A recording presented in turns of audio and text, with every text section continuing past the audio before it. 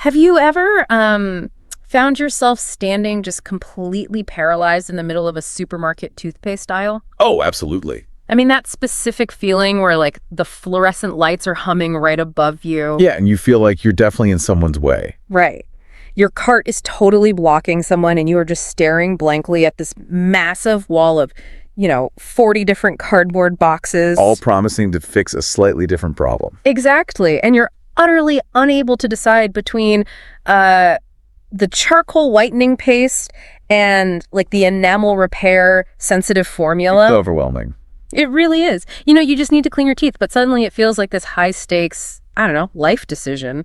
Yeah, like you're going to ruin your life if you pick the wrong mint flavor. Yes. Or, okay, on a completely different note, have you ever felt this sudden kind of inexplicable twinge of guilt on a Sunday afternoon? Oh, I think I know where you're going with this. Like you're just enjoying a hobby. Maybe you're painting or knitting or, restoring an old piece of furniture. Just minding your own business. Right. And then this little voice in the back of your head whispers, you could really be monetizing this. Ah, the classic side hustle guilt. Exactly. Like you should set up an online storefront right now. Right, because resting isn't productive enough. Yeah. So if either of those scenarios rings true for you, you're basically experiencing a very specific type of modern exhaustion. A very pervasive one, yeah. And today we're taking a deep dive into the underlying architecture of that exact exhaustion. It's a huge topic. It is. We are going to figure out why having quote-unquote everything and all the options often feels so paralyzing. Which is such a paradox. It really is.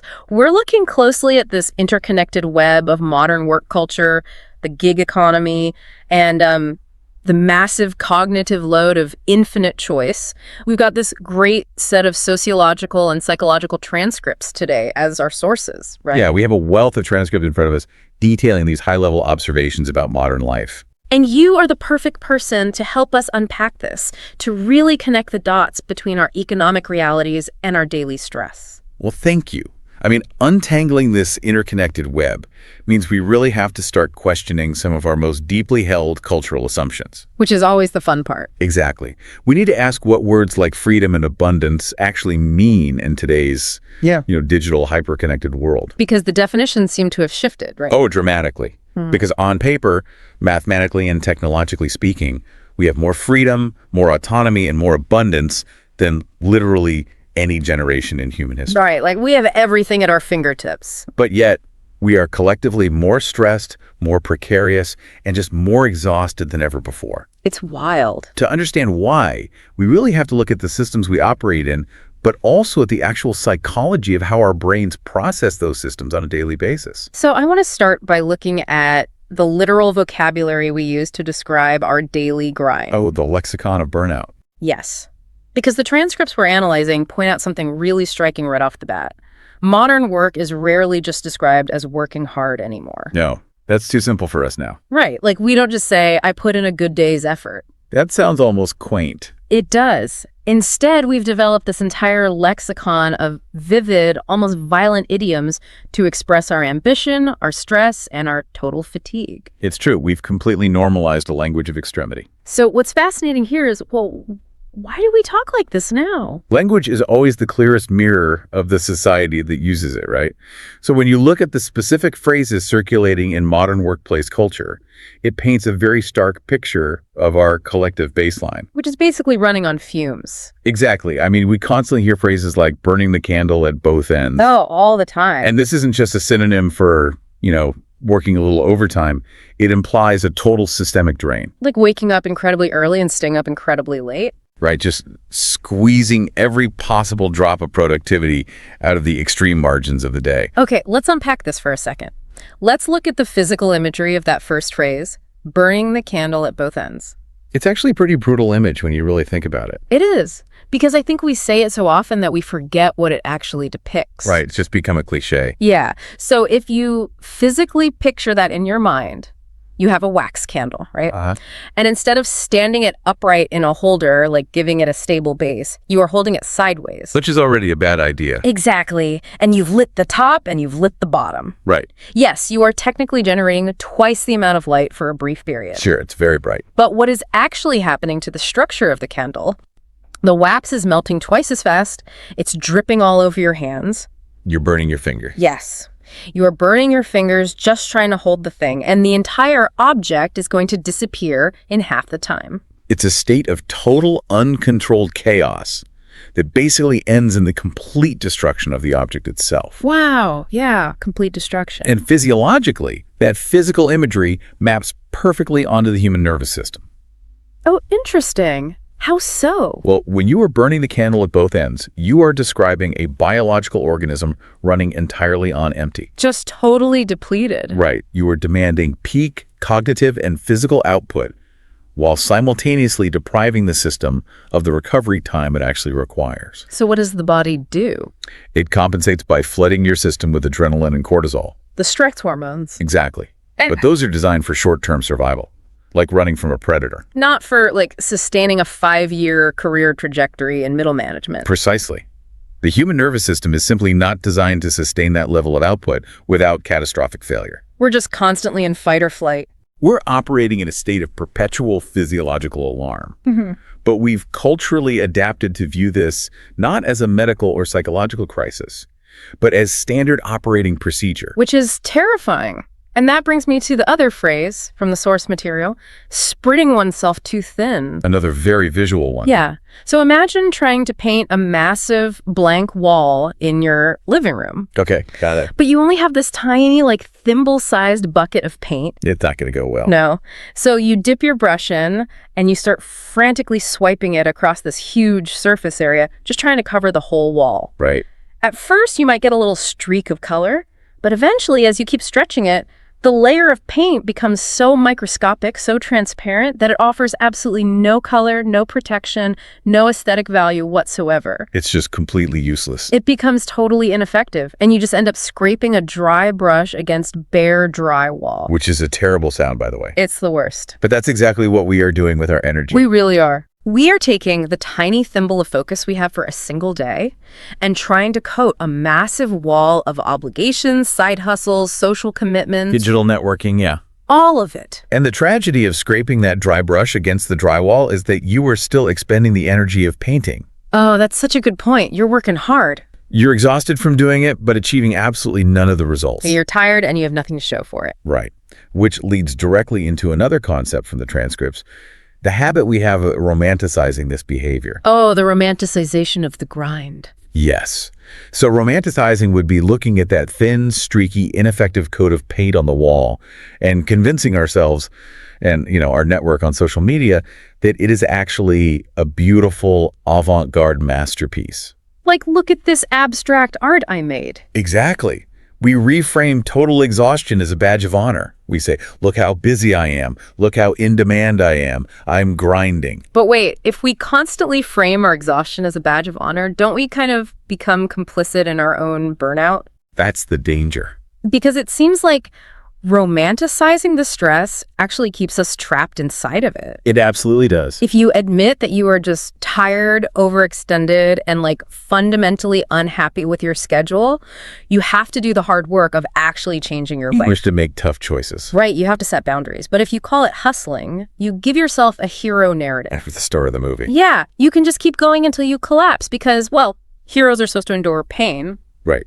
That is the exact psychological trap. Huh. When you romanticize a systemic failure, you strip away its negative attributes and replace them with this false sense of nobility. It feels better in the moment. It does. Because if you acknowledge that you are just surviving a really hostile economic environment, that feels disempowering. It feels vulnerable. Very vulnerable. Yeah. But if you are a hustler who is grinding, suddenly you are the protagonist of your own economic struggle. You have agency. Right. It functions as a psychological defense mechanism. Yeah. It protects your ego from the reality of your exploitation. But a defense mechanism only treats the emotional symptom, right? Exactly. Yeah. It actively prevents us from addressing the root cause of the exhaustion. So where did this lexicon actually come from? Because this language of burnout didn't just fall out of the sky. No, it's very rooted in recent history. It's the direct, inevitable offspring of a massive structural shift in our global workforce over the last decade or two. The way we work is completely transformed. We have fundamentally changed how human beings trade their time for money. And that brings us to the core economic reality discussed in today's material. the gig economy. The shift toward gig-based algorithmic labor is really the structural foundation that practically requires us to burn the candle at both ends. It demands it. It does. And the analysis we're looking at provides a really comprehensive, polarized look at this shift. It's very divided. You have the argument for absolute liberation on one side and the argument for systemic exploitation on the other.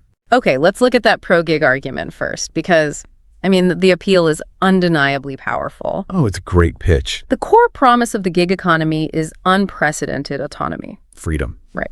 For decades, the cultural narrative was dominated by the dread of the 9-to-5 rat race. The cubicle farm. You were trapped in a cubicle, answering to some micromanager, staring at a clock, and enduring a soul-crushing 2-hour commute. The worst. The gig economy pitched itself as the great escape from all of that. You set your own hours. You act as your own boss. You're in charge. Yeah, you can finally turn your passions into lucrative side hustles.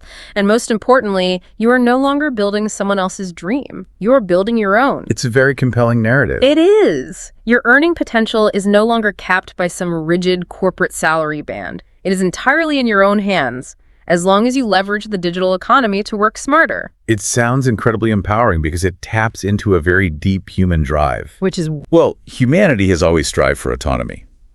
The ability to control your own labor, to decide when and how you exert your energy, is a fundamental desire that goes back centuries. We all want to be the masters of our own fate. Historically, that level of self-determination was basically reserved for the wealthy or the highly specialized. True. The gig economy, theoretically, democratizes that control. You just download an app. Exactly. You decide when you log onto the app, you decide which freelance contracts to take, you decide when to take a Tuesday off without having to grovel to a human resources department. Which sounds amazing. And for a certain segment of the population, usually those who already have a financial safety net or really highly sought-after technical skills, that freedom is completely real. Right. But then we hit the anti-gig argument. And the reality check is severe. Very severe. The counter-argument from the transcripts is that for the vast majority of people, gig work is not about passion.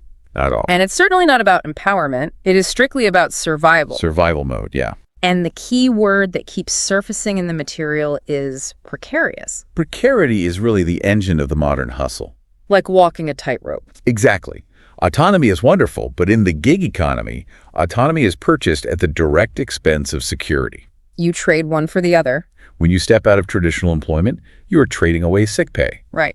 You are trading away pensions, employer-sponsored health care, unemployment insurance, and basically any semblance of a safety net. You're totally on your own. And the algorithmic management of these platforms is designed for maximum efficiency for the consumer, not the worker. It doesn't care if you have a cold. Not at all. If you don't work, you don't eat.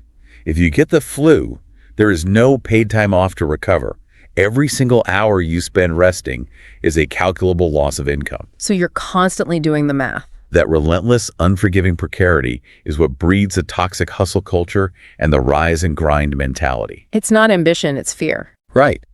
You aren't grinding because you are an ambitious entrepreneur. You are grinding because the algorithm will actively penalize you if your acceptance rate drops. Which perfectly explains that bizarre guilt over the weekend hobby we talked about earlier. The side hustle guilt, yes. Right. If your baseline is precarity, then any time not spent generating capital feels like a literal threat to your survival. This is a very stressful way to live. This structure normalizes relentless hustling instead of demanding, fair, stable wages. It shifts the burden entirely onto the individual. There is this ubiquitous pressure to monetize everything. Like, if you like baking bread on Sundays, the immediate cultural response is that you should be selling it at a farmer's market. Or starting a YouTube channel about it. Exactly. If you are good at graphic design, you should be doing freelance branding on a gig site every evening. Don't leave money on the table. Right. And if you aren't doing that, society and that little voice in your head makes you feel lazy. It's a moral judgment. It prioritizes sheer productivity over human well-being. And the pressure to monetize a hobby isn't just an economic necessity for some. It really has become a cultural expectation for all. Like it's just what you're supposed to do. The rise and grind mentality has become a moral framework. We are constantly exposed to the highlight reels of people who have seemingly turned every waking moment into a revenue stream. And it reshapes our own internal metrics for self-worth. Exactly. I have to push back on this a little bit, though, based on what we're reading. Go for it. The whole promise of the digital economy, like all the apps, the platforms, the automation software, it was supposed to allow us to work smarter, not harder. That was a slogan. We have tools that literally do in seconds what used to take days. Oh, the efficiency gains are massive. So why does it feel like everyone is working constantly? It's a great question. Is the pressure to hustle actually coming from the economic structure itself? Meaning, like, we literally don't have enough money to survive without 3 jobs? Or is social media's highlight reel manufacturing a sense of guilt that makes us overwork even when we don't strictly need to? It's tough to untangle. Because I feel like social media might just be a symptom here, not the actual root cause. What do the transcripts suggest? That is a very sharp distinction to draw, but I would argue, based on the sociological analysis, that they are engaged in a symbiotic feedback loop. Okay, so they feed each other. Exactly. The economic structure absolutely creates the baseline of financial precariousness. I mean, wages have stagnated in real terms for decades. Right. While the cost of housing, healthcare, and education has just skyrocketed. Right. So supplementary income is a mathematical necessity for a huge portion of the population. They literally have to hustle. However, social media is not just a passive symptom. It acts as an active catalyst. How so? It takes that baseline economic anxiety and wraps it in a narrative of individual moral failing. Oh, wow. If you aren't wealthy, the algorithmic feed tells you it's because you aren't hustling hard enough, you aren't leveraging your network, you don't have the right mindset. It blames you. It shifts the blame for systemic economic failures entirely onto the individual. So even if you are okay financially, you still feel it. Consequently, yes. Even those who might actually be financially secure begin to feel the psychological pressure to optimize every single hour. Because social media has equated monetization with moral virtue. So the line between ambition and survival completely disappears. It's totally blurred. If we can't tell the difference between working hard because we have this grand, joyful vision for our lives and working hard just to outrun the anxiety of losing our health care, we lose our compass entirely. We don't know why we're running anymore. We're just running on a treadmill that keeps speeding up, and we're telling ourselves we're training for a marathon, when really we're just trying not to get thrown off the back. That's a perfect analogy. Yeah. And because this debate between the liberation of gig work and the exploitation of gig work touches on the very core of how we survive and how we define ourselves, discussing it can be incredibly volatile. People get very heated. People are highly defensive about their economic choices. Of course they are. If you tell a gig worker they're being exploited, they might hear that you're calling them foolish. Like they got tricked. Right. But if you tell a traditional employee that gig work is pure freedom, they might hear that you're calling them a corporate drone. So no one wants to listen. Exactly. Yeah. This is why the material we are looking at pivots here to something highly practical. The linguistic toolkit. Yes. A linguistic toolkit for navigating these deeply polarized realities without the conversation completely breaking down. And the sources outline the importance of hedging and modifying our claims rather than just blasting out absolute statements. Hedging is so important. They specifically highlight advanced modifiers, words, and phrases like arguably, unequivocally, to put it mildly, and it stands to reason. Because hedging is a crucial cognitive skill. Yeah. When we make absolute statements like, the gig economy is entirely bad, or hustle culture is completely toxic, we instantly trigger defensiveness in whoever we are talking to. Because it's too black and white. Right. And more importantly, we close our own minds to the complexities of the issue. We lock ourselves into a binary. Okay, let's unpack this. Think of hedging your statements like the suspension system on a car. Ooh, I like this.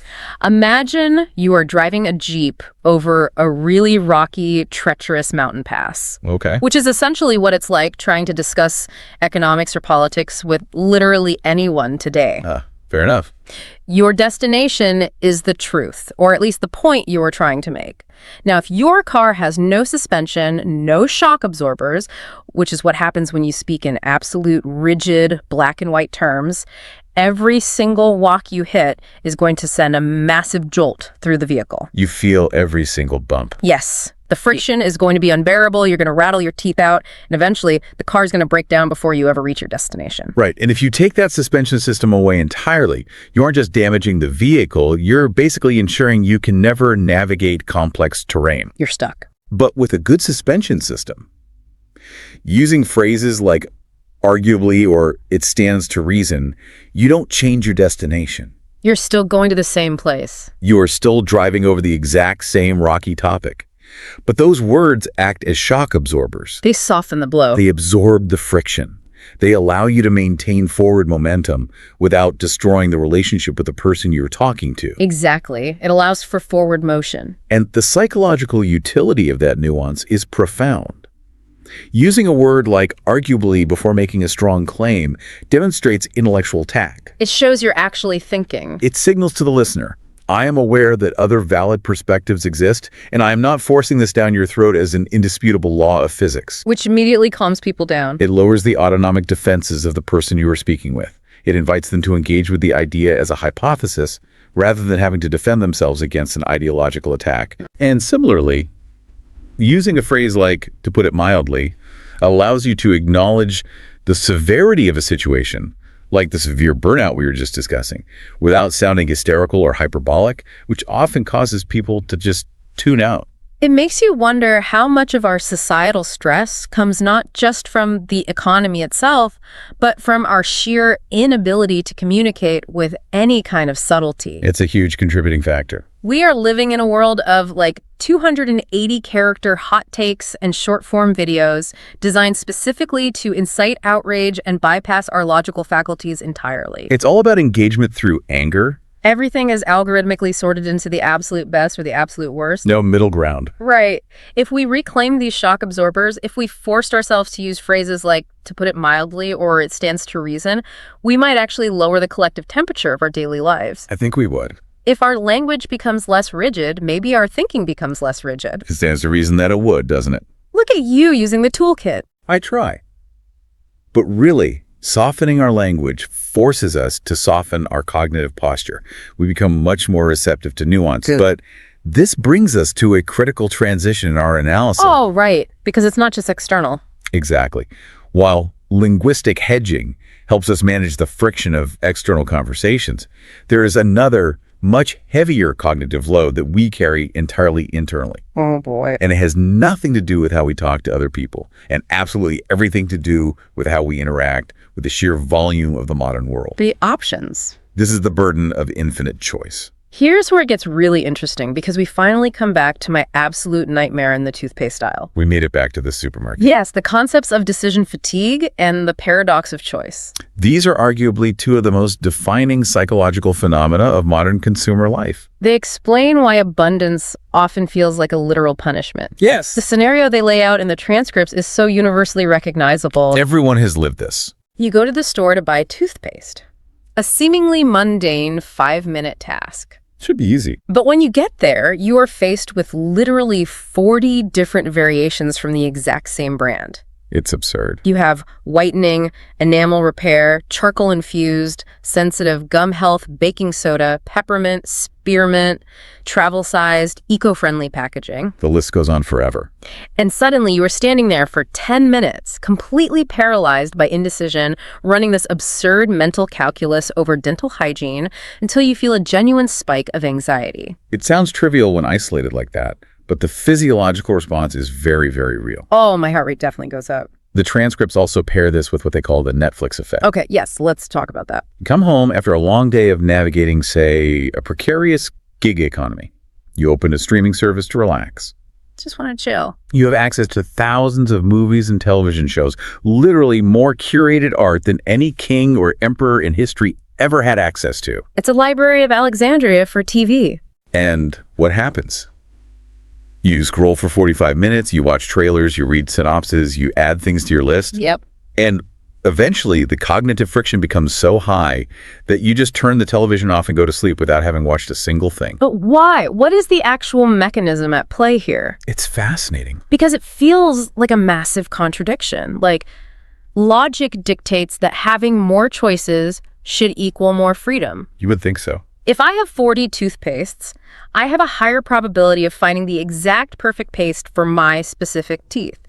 I am freer than the person 50 years ago who just bought whatever was on the shelf. Mathematically, yes. But it doesn't feel like freedom. It feels debilitating. It feels like a trap. And the worst part is, by the time I finally just panic grab the charcoal toothpaste and throw it in my cart, I am immediately second-guessing it. Buyer's remorse before you even buy it. Yes.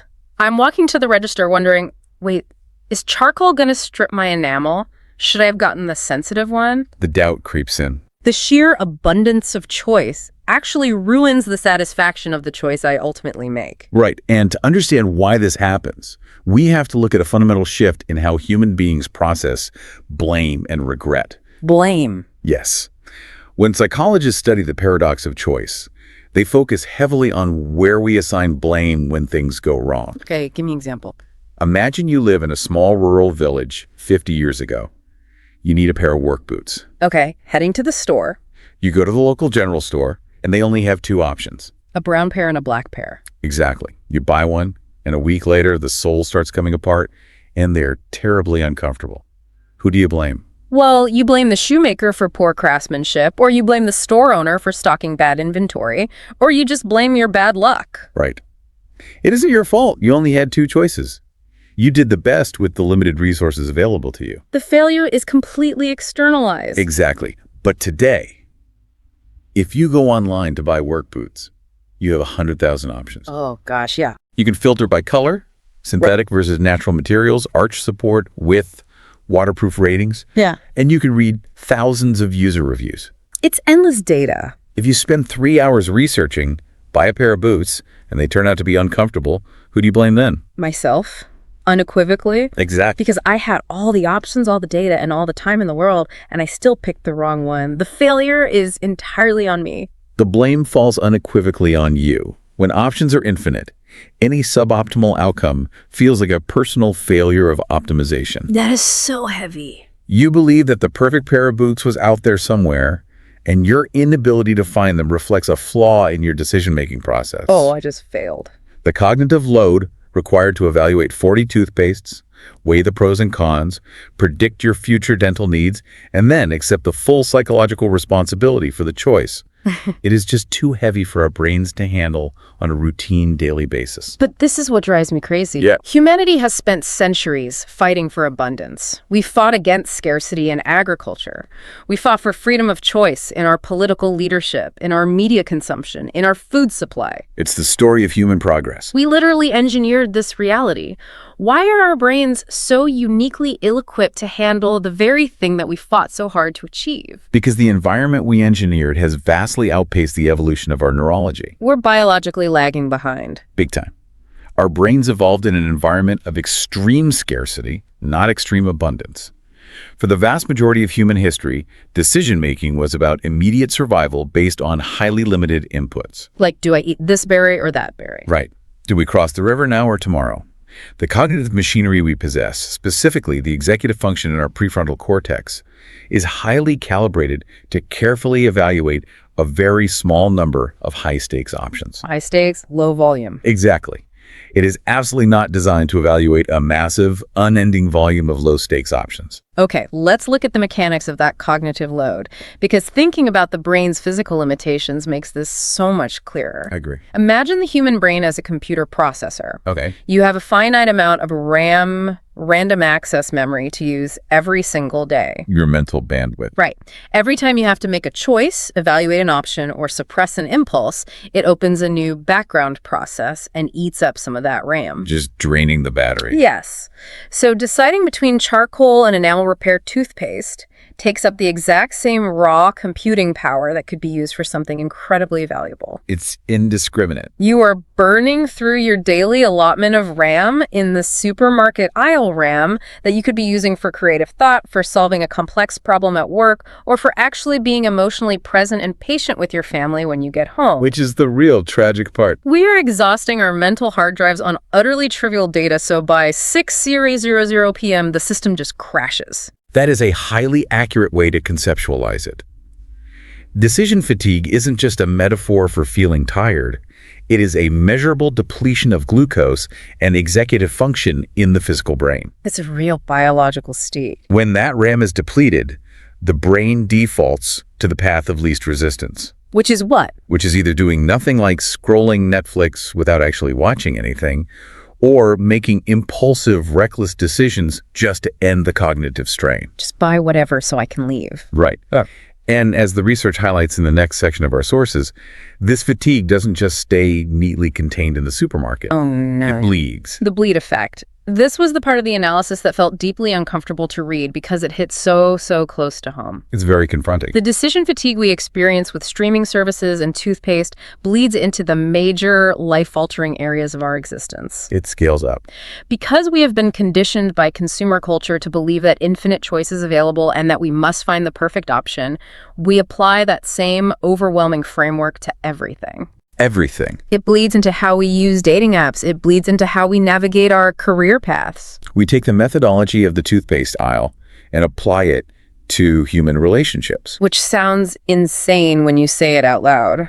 The transcripts describe this as the fundamental human drive in the modern era to constantly strive to maximize our choices. Maximize. We are conditioned to search for the absolute perfect optimal match in every single scenario rather than settling for something that is simply good enough. Right. In behavioral psychology, people are often divided into two categories when it comes to navigating choices: maximizers and satisficers. Okay, let me see if I can guess how these two operate based on the names. Go for it. So, a maximizer is someone who, if they're going to buy a sweater, has to be assured that the sweater they choose is the absolute best one in existence. That's the baseline, yes. They will check every single store in the mall, read every review online, compare the thread count, and check the price history to make sure they aren't missing a sale. They leave no stone unturned. And even after they buy it, they probably leave the tags on for a week just in case they find a better one. That is exactly it. They require exhaustive research to guarantee the optimal outcome. Sounds exhausting. It is. And while maximizers generally achieve slightly better objective outcomes, like they might actually secure the highest quality sweater for the lowest possible price, subjectively, they are miserable. They're unhappy. The psychological cost of that search is immense. They experience far more post-decision regret, lower self-esteem, and significantly less satisfaction with their choices. Why? Because they are acutely aware of all the alternatives they had to leave behind. Oh, because they looked at all of them. Exactly. So then a satisficer must be someone who operates on parameters. Right. They decide, okay, I need a blue sweater made of wool, and I want to spend under $50. Setting the criteria. The exact moment they walk into a store and find a sweater that meets those specific criteria, they buy it, they put it on, and they never think about sweaters again. The search terminates immediately. They settle for good enough. Precisely. They have a threshold of acceptability, and once it is met, it's done. And the data shows that satisficers are unequivocally happier. I believe it. They don't carry the burden of the unchosen alternatives. But the problem we face today is that the digital economy, dating apps, streaming platforms, gig work platforms, they are all algorithmically designed to turn us into maximizers.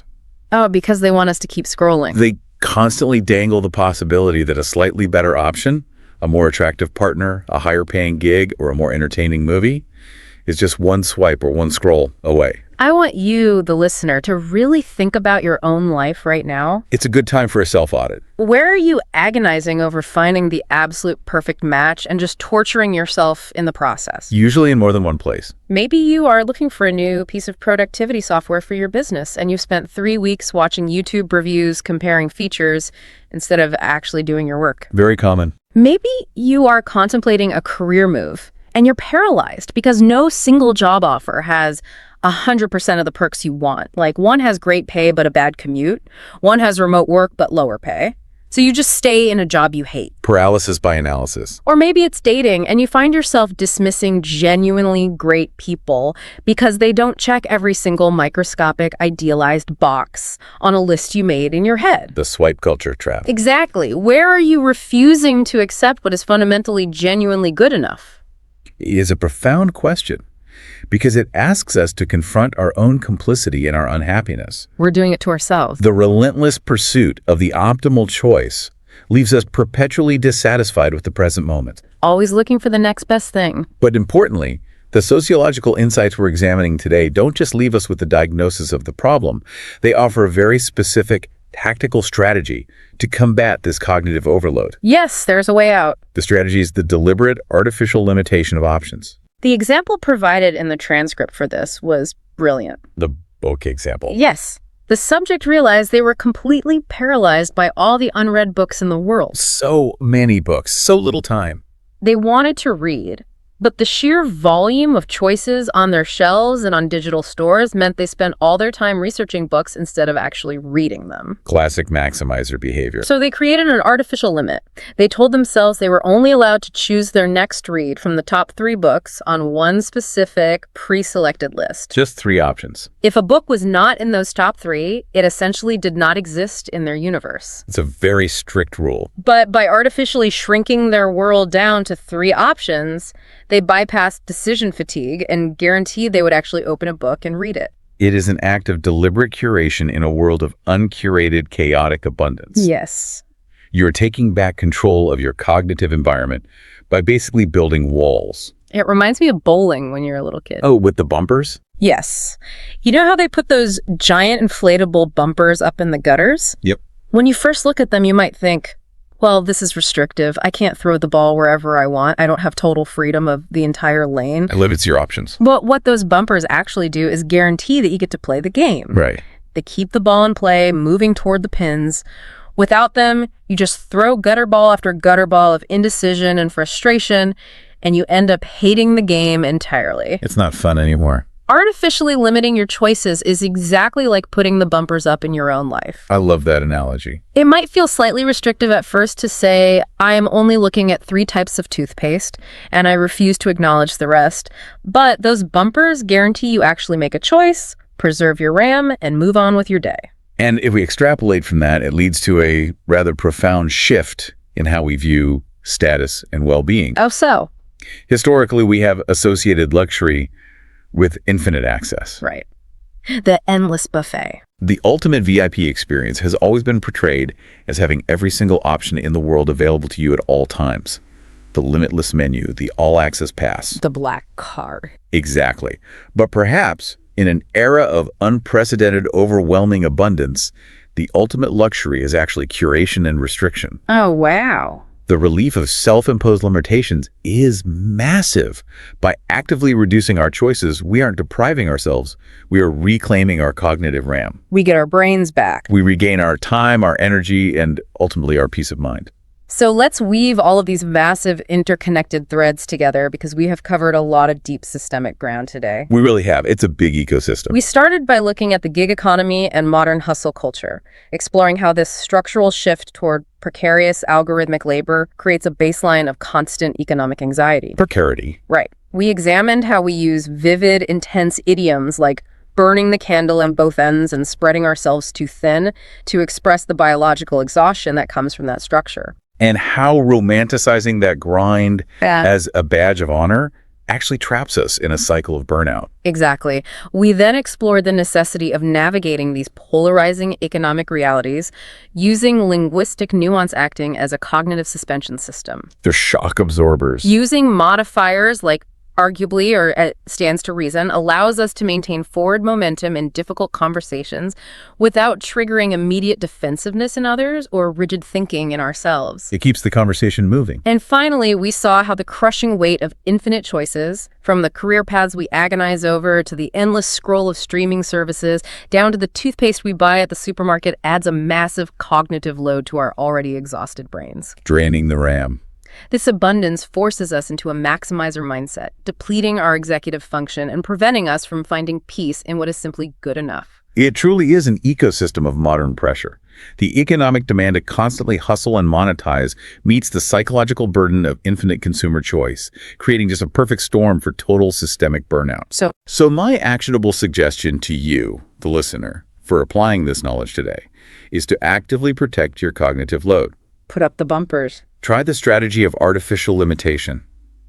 Pick one mundane area of your life today where you normally experience decision fatigue, whether it's what to eat for lunch, what movie to watch tonight, or what emails to respond to first, and aggressively limit your options to 3. Just 3. Put the bumpers up, make a swift choice, and observe how much mental RAM you get back.